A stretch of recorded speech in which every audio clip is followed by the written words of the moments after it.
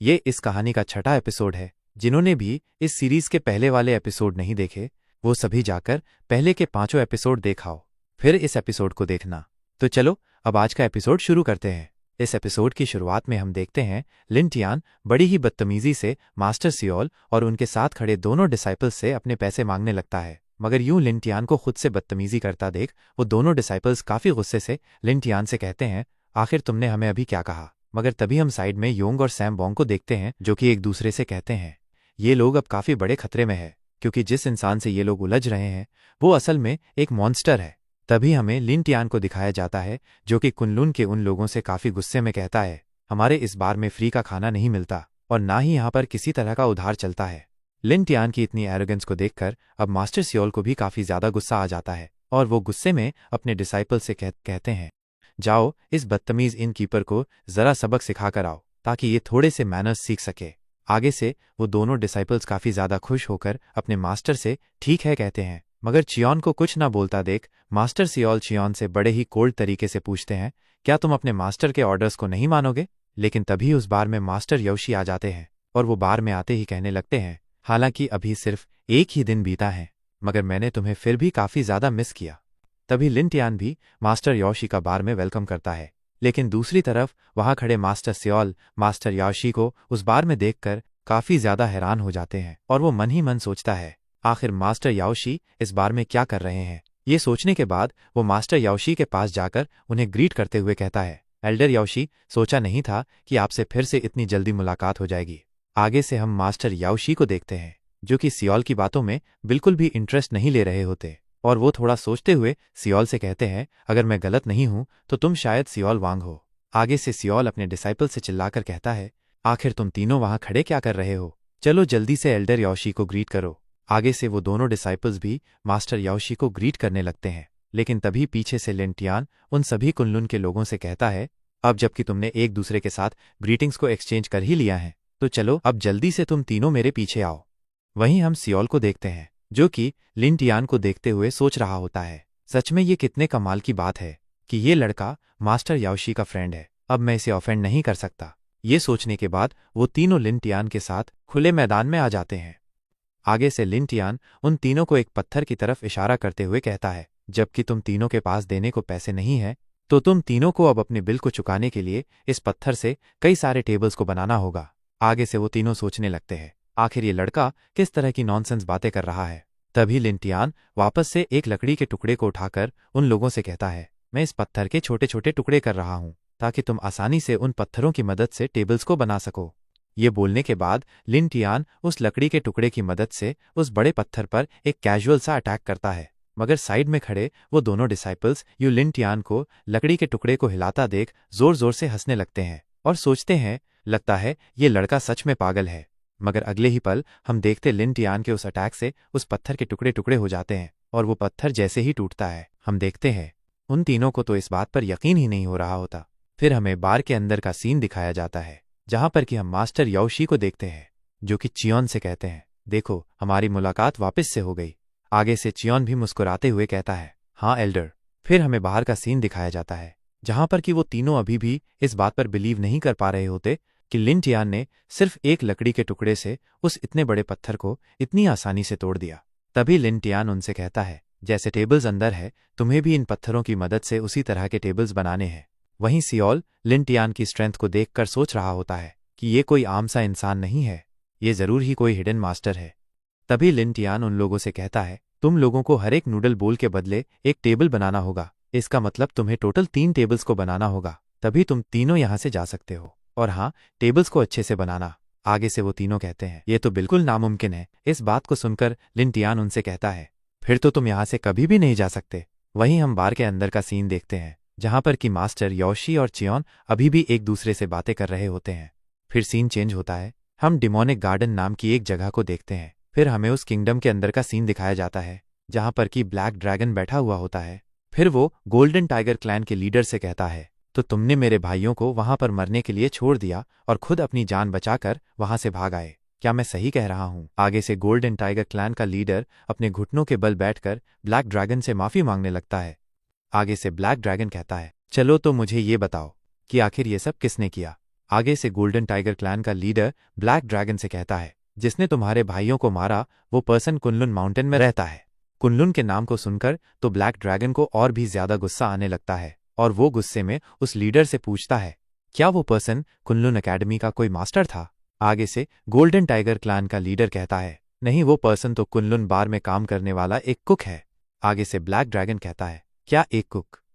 ये बोलने के बाद वो खुद को शांत करता है और कहता है, मुझे लगा ही था वहां पर कुछ तो स्ट्रेंज है। मैंने इस बात को येलो ड्रैगन को भी बताया था, मगर उसने मेरी बातों पर ध्यान नहीं दिया। फिर ब्लैक ड्रैगन वहां पर अपने गार्ड्स को बुलाता है और उन्हें गोल्डन टाइगर क्लैन के लीडर को मारने का ऑर्डर दे देता है। आगे वो गार्ड्स गोल्डन टाइगर क्लैन के लीडर को अपने साथ ले जाने लगते हैं। वहीं गोल्डन टाइगर क्लैन का लीडर ब्लैक ड्रैगन से अपनी जान की भीख मांग रहा होता है, मगर आगे से ब्लैक ड्रैगन उसे पूरी तरह से नजरअंदाज कर देता है। फिर वो सोचने लगता है, आखिर इन सब बातों पर यकीन करना भी कितना ज्यादा मुश्किल है। मेरे तीनों भाइयों को उस पर्सन ने अकेले ही हरा दिया, तो उससे 1-on-1 बैटल करना तो मेरे लिए भी सही नहीं रहेगा। फिर सीन शिफ्ट होता है, हम वापस से लिन टियान के बार का सीन देखते हैं, जहां पर कि वो तीनों उन पत्थरों की मदद से टेबल्स को बनाने की कोशिश कर रहे होते हैं। तभी उनमें से एक डिसाइपल कहता है, हाँ, मुझे समझ आ गया, अगर हम सॉर्ड को इस तरह से एक पत्थर के ऊपर चलाएंगे तो हम इन पत्थरों से टेबल को तैयार कर सकते हैं। फिर वो दोनों काफी खुश होकर अपने मास्टर से कहते हैं, मास्टर आप भी एक ट्राई करके देखिए।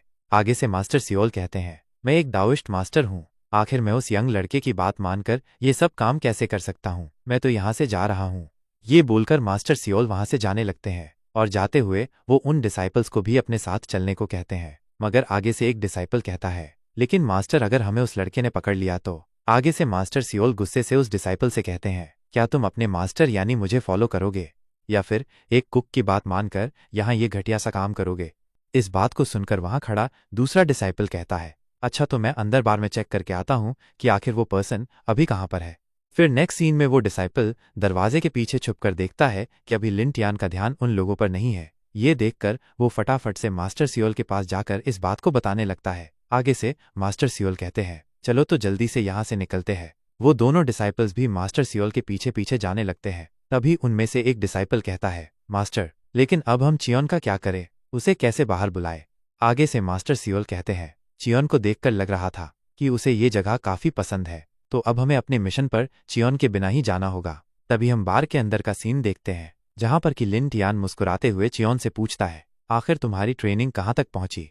आगे से चियोन लिन टियान से कहता है, एल्डर, जब से आपने मेरी हेल्प की है तब से मेरी ट्रेनिंग काफी अच्छी चल रही है।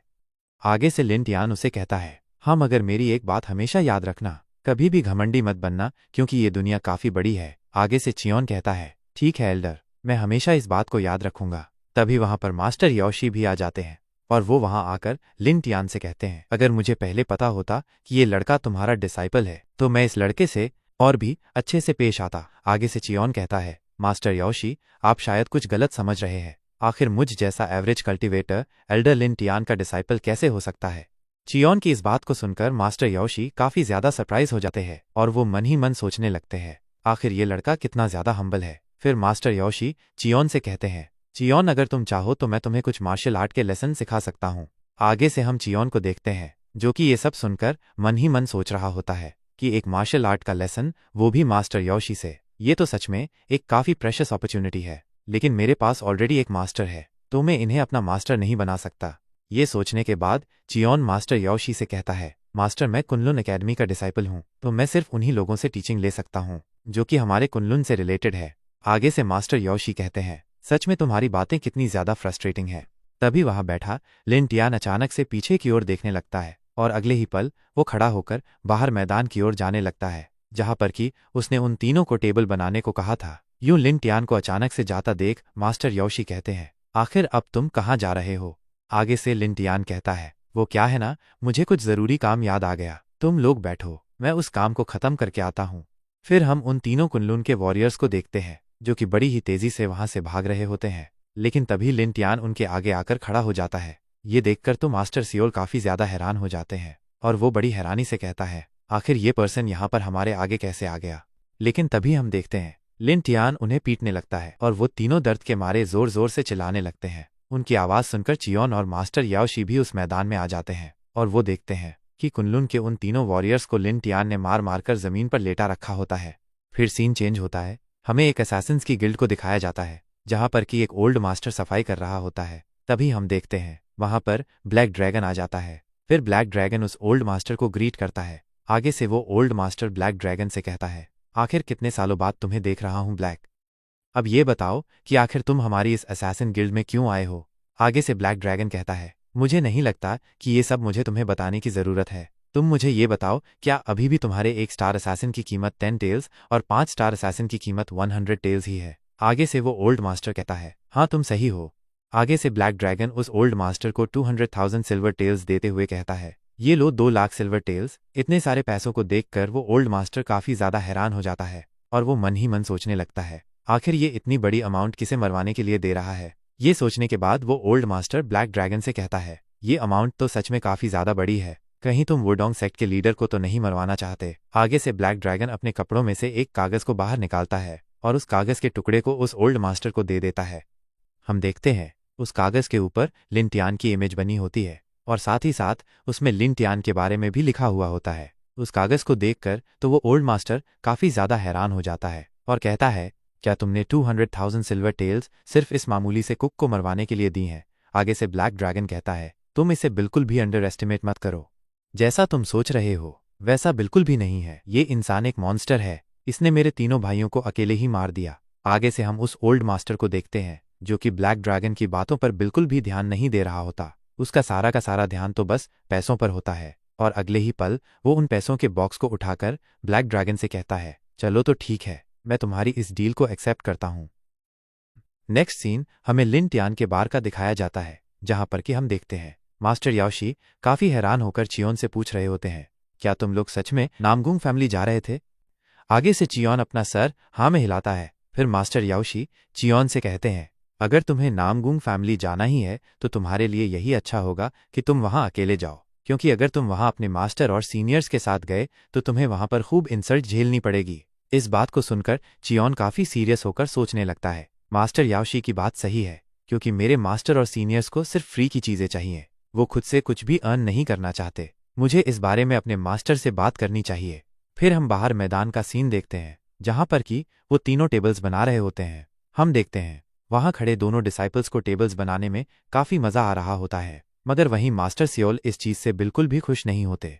तभी एक डिसाइपल मास्टर सियोल से कहता है, मास्टर आप भी इसे एक बार ट्राई करके देखिए।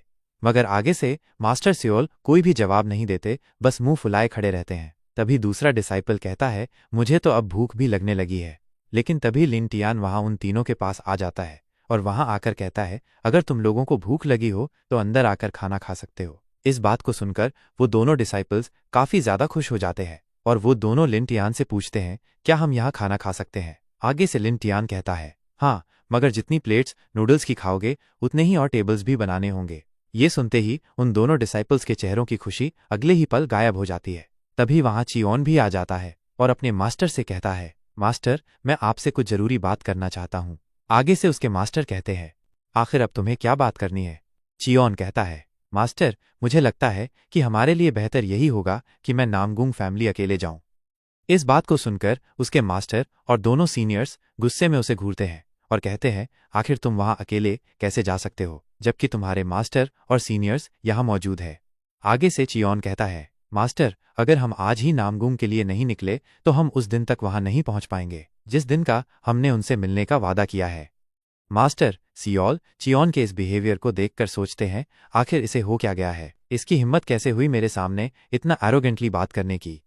फिर मास्टर सियोल लिन टियान के पास जाते हैं और कहते हैं, हमें बहुत अर्जेंटली नामगुंग फैमिली जाना है, प्लीज हमें यहां से जाने दो, हम वहां से लौटकर तुम्हारे सारे पैसे लौटा देंगे। मगर आगे से लिन टियान गुस्से में कहता है, जब तक तुम तीनों टेबल्स नहीं बना लेते तब तक तुम यहां से कहीं नहीं जा सकते। तभी वहां मास्टर याओशी भी आ जाते हैं और सियोल से कहते हैं, तुम्हें चियोन को वहां भेज देना चाहिए, क्योंकि अगर कोई भी तय की हुई तारीख पर वहां नहीं पहुंचा तो तुम्हारे सेक्ट की काफी ज्यादा इंसल्ट होगी। आगे से सियोल उदास सा मुंह बनाकर कहता है, मैं समझ गया। चियोन अपने मास्टर से कहता है, अच्छा तो फिर मैं नामगुंग फैमिली के लिए अभी ही रवाना होता हूँ। उसके मास्टर गुस्से से कहते हैं, ठीक है, मैं तुम्हें अलाउ करता हूँ। हम अगले सीन में चियोन को नामगुंग फैमिली की ओर जाते हुए देखते हैं। पीछे खड़े उसके दोनों सीनियर सोच रहे होते हैं, ये तो सच में अकेले जा रहा है। तभी उन दोनों में से एक डिसाइपल कहता है, मुझे कभी नहीं लगा था कि मैं कभी चियोन से भी जेलसी महसूस करूंगा। फिर सीन शिफ्ट होता है। हम असैसिन गिल्ड के एक असैसिन को देखते हैं जो खुद को ट्रेन कर रहा होता है। वो बिना वेपन्स को छुए उन्हें कंट्रोल कर रहा होता है, और ना सिर्फ कंट्रोल बल्कि एम भी कर रहा होता है। तभी वहां कुछ गार्ड्स आते हैं और कहते हैं, मास्टर सीओ, आप तो दिन ब दिन और भी ज्यादा ताकतवर होते जा रहे हैं। यहाँ हमें पता चलता है कि इस असैसिन का नाम सीओ है। सीओ कहता है, क्या तुम्हें लगता है कि सिर्फ गिल्ड के टॉप 10 असैसिन्स में आना ही मेरे लिए काफी है? अगर तुम मेरे बारे में ऐसा सोचते हो तो तुम गलत हो। मेरा पाथ काफी लंबा है। आगे से वो गार्ड कहता है, मैं जानता हूं मास्टर, आपकी डेस्टिनी बहुत ब्राइट है। मगर तभी हम सीओ को सीरियस होते हुए देखते हैं और वो सीरियस होकर उस गार्ड से कहता है, जल्दी से वो पैसे लाओ जो कि मेरे लिए गिल्ड वालों ने भेजे हैं। तभी वो गार्ड सिल्वर टेल्स के उस बॉक्स को आगे करते हुए कहता है, ये लीजिए। फिर हम सीओ को देखते हैं जो कि उन पैसों को गिनने के बाद कहता है, ये तो 70,000 सिल्वर टेल्स है, मगर इतने सारे पैसे, वो भी सिर्फ एक कुक को मारने के लिए। आखिर ये कैसे पॉसिबल है? ये सोचने के बाद सीओ अपने उस गार्ड से पूछता है, आखिर तुम्हारे पास उस लड़के की क्या क्या इन्फॉर्मेशंस है? आगे से वो गार्ड सीओ को बताता है, उस लड़के का नाम लिन टियान है। वो कुनलुन बार में एक कुक का काम करता है, और जिस बार में वो लड़का काम करता है उस बार की ओनर एक लड़की है जिसका नाम जिन सोही है, और उसकी उम्र 19 साल है। और हाँ, सबसे जरूरी बात तो ये है कि हाल ही में कुनलुन में एक मास्टर अपीयर हुआ था जिसने 4 ड्रैगनों में से 3 ड्रैगनों को खत्म कर दिया, और जहां तक मुझे लगता है वो मास्टर भी इसी लड़के से रिलेटेड है। और यही नहीं, इसके अलावा मास्टर याओशी भी रोज ही उस लड़के से मिलने उसके बार में जाते हैं। इस बात को सुनकर तो सीओ भी काफी ज्यादा हैरान हो जाता है, और वो बड़ी हैरानी से कहता है, क्या वही मास्टर याओशी जो कि उन 7 ग्रेटेस्ट इमॉर्टल्स में आते हैं? फिर वो सीरियस होकर कहता है, मुझे लगता है एक बार मुझे खुद भी वहां जाकर उस पर्सन के बारे में तहकीकात करनी चाहिए।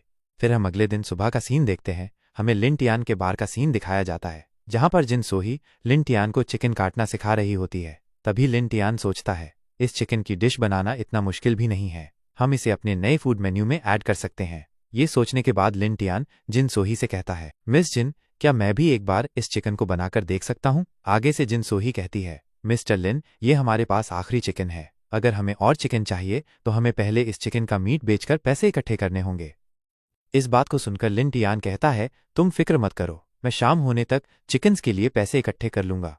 लेकिन तभी लिन टियान के बार में कोई आ जाता है। फिर हम देखते हैं लिन टियान उसका वेलकम करने के लिए दरवाजे पर जाता है और उसे एक कुर्सी पर बैठा देता है। फिर हमें उस पर्सन की शक्ल को दिखाया जाता है और हमें पता चलता है कि वो कोई और नहीं बल्कि असैसिनेशन गिल्ड का असैसिन सीओ है।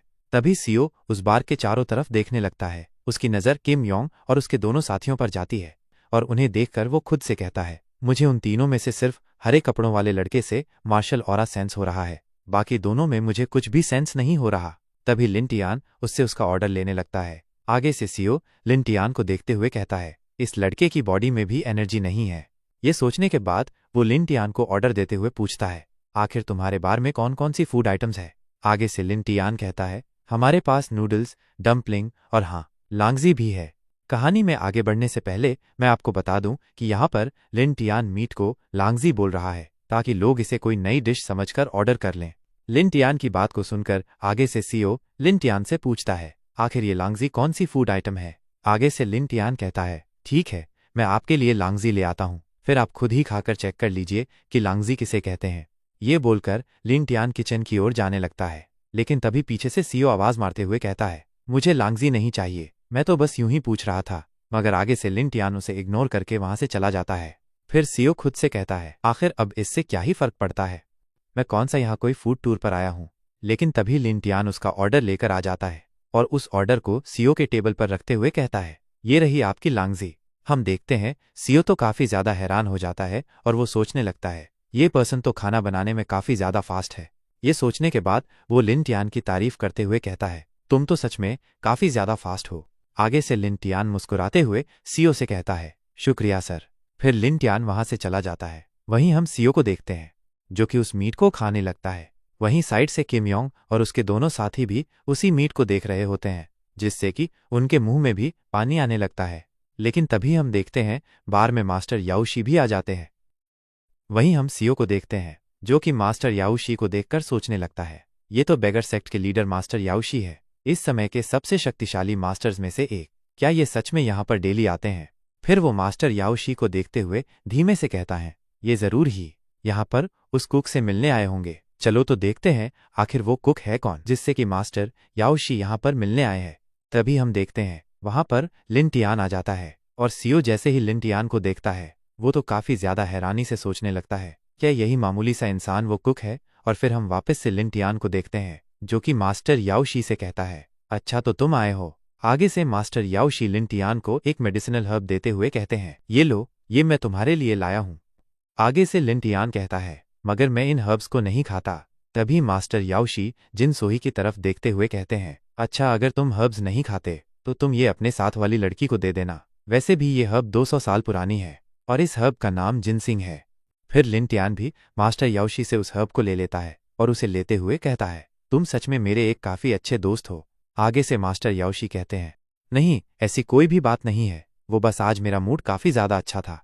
ये बोलकर मास्टर याओशी हंसने लगते हैं। तभी हम सीओ को देखते हैं जो टेबल पर अपनी चॉपस्टिक रखते हुए खुद से कहता है चलो अब मुझे ये तो पता चल चुका है कि आखिर मेरा टारगेट कौन है। अब जैसे ही मास्टर याओशी यहाँ से जाएंगे वैसे ही मैं इस कुक को ख़त्म कर दूंगा।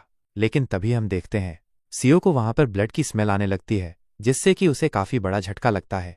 तभी हम देखते हैं मास्टर याओशी भी लिन टियान से पूछते हैं आखिर ये ब्लड की स्मेल कहाँ से आ रही है। आगे से लिन टियान बड़े ही कैजुअली कहता है वो यहाँ पर कुछ देर पहले कुछ असैसिन्स आ रखे थे शायद ये उन्हीं के ब्लड की स्मेल है। आगे से मास्टर याओशी सीओ की तरफ इशारा करते हुए कहते हैं क्या तुम उस पर्सन को जानते हो वो भी एक असैसिन है।